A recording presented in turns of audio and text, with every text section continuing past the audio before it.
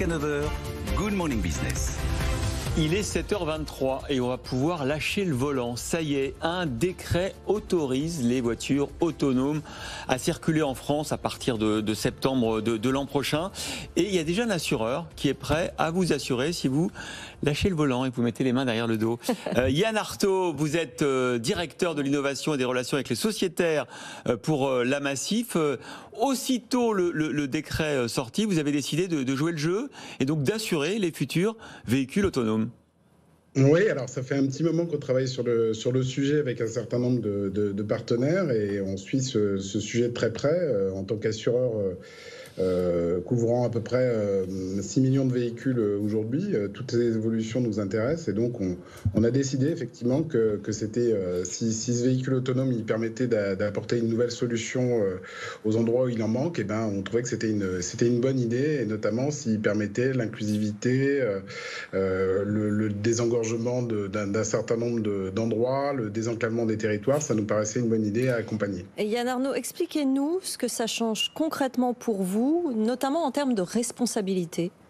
Alors c'est un texte c'est un moment historique, je pense qu'on peut le dire, et c'est un texte qui est vraiment important puisque jusqu'à présent il y avait un certain nombre d'expérimentations qui étaient déjà en cours, souvent dans des milieux fermés, dans des campus de grandes entreprises, sur des aéroports, etc. Mais c'est vrai que pour tout ce qui était circulation sur les voies publiques, avec d'autres véhicules et je dirais des piétons et tout ce qu'on peut connaître sur la route, aujourd'hui on était vraiment au stade de l'expérimentation, donc il y a aujourd'hui 120 expérimentations, c'est quand même pas tout à fait neutre, mais souvent en dehors finalement de notre vie quotidienne.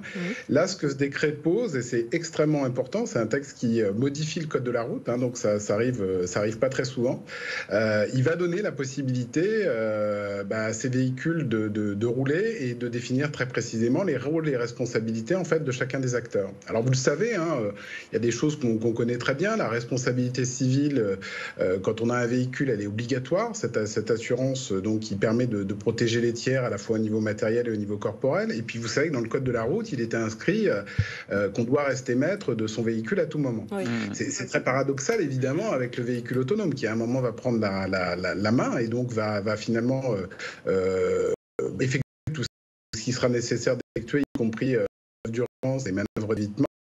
Donc il fallait un texte qui pose au cas de définir très, très précisément quand la du conseil, pas en... Et puis, quand on système de pilote autonome, il y a une chose qui est extrêmement fait qu'un opérateur véhicule, donc celui qui va s'occuper de la supervision, peut prendre la main sur ce véhicule et va donc en devenir responsable. Et donc ça aussi, c'est nouveau, puisqu'auparavant, il fallait être dans le véhicule, il y avait des contraintes très strictes et historiques, et ces contraintes, aujourd'hui, elles sont précisées de façon à ce que tout le monde soit en sécurité. Ça veut dire qu'en fait, lorsqu'il y aura un accident, on a vu aux États-Unis tous ces débats juridiques qu'il y a eu lorsqu'il y a des accidents mortels, qui est responsable? Vous nous dites, si le conducteur a lâché la main, le responsable, ça sera le constructeur, ça sera Renault, ça sera Tesla. Alors, ça sera pas le constructeur en fait, ça sera celui qui sera responsable en fait du service de véhicules autonomes. C'est un tout petit peu différent.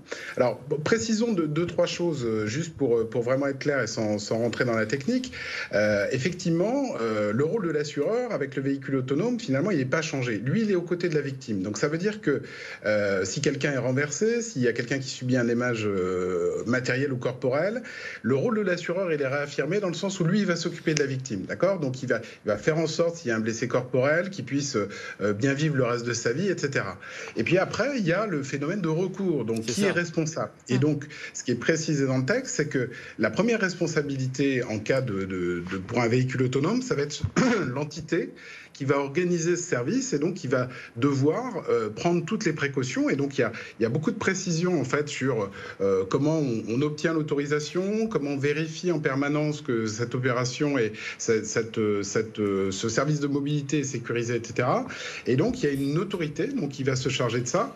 Ça peut être une autorité locale, puisque vous savez qu'avec la loi LOM, ont été données aux collectivités locales la possibilité d'être un organisme, une autorité organisatrice de mobilité. Donc ça veut dire qu'elle va pouvoir avoir cette responsabilité. Et donc, en cas de je dirais, de fonctionnement en automatisme, c'est cette autorité qui devra être protégée par un assureur, puisque c'est elle qui sera responsable à la place du conducteur. Yann Arnaud, ce qui est difficile à concevoir, c'est que suivant les marques des véhicules, l'autonomie n'est pas placée au même endroit. Vous allez faire des contrats différents suivant les marques. Comment vous allez vous adapter à ça ? Alors en fait, il faudra protéger de façon un petit peu globale en fait ce type d'expérimentation. C'est pas extrêmement compliqué puisque finalement c'est des choses qui existent déjà dans tout un tas de domaines où on va protéger finalement un service. Donc il y a des assureurs qui peuvent déjà réaliser ce genre de choses. Et donc on ne sera pas obligé de travailler le cas hein. Donc on pourra avoir des solutions un peu complètes.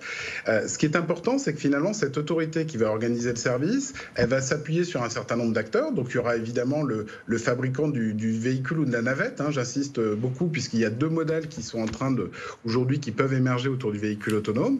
Et puis il va y avoir les gens qui s'occupent de l'infrastructure, qui s'occupent de finalement tout ce qui est fixe sur la route.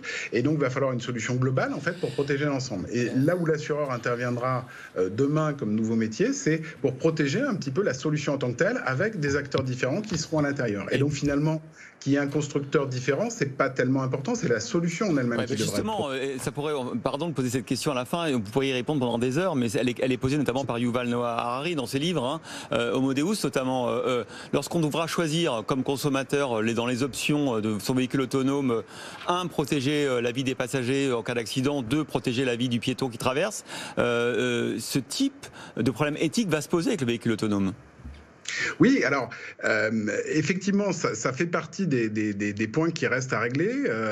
C'est vrai que ce qui est un petit peu gênant pour beaucoup de gens, c'est le fait de dire on ne va pas avoir son libre arbitre. Moi, je pense fondamentalement qu'un véhicule qui sera entraîné, qui sera, je dirais, avec le bon niveau d'autonomie, c'est-à-dire celui qui est réclamé aujourd'hui par l'État pour le faire circuler, il va prendre une bonne décision. Le problème, c'est que ça ne sera pas la vôtre en tant que conducteur. Donc, vous aurez toujours celle du véhicule, savoir si finalement vous en auriez pris une autre. Ouais. Mais globalement, ce qu'on peut dire, c'est que ces situations vont peut-être arriver. En tout cas, on doit globalement travailler pour éviter, d'accord, qu'elles se produisent. Et aujourd'hui, on peut mettre en place un certain nombre de choses qui vont permettre quand même d'éviter des accidents graves avec ce type de véhicule. Ouais, c'est passionnant, en tout cas, tous les sujets que ça va effectivement entraîner. Merci beaucoup.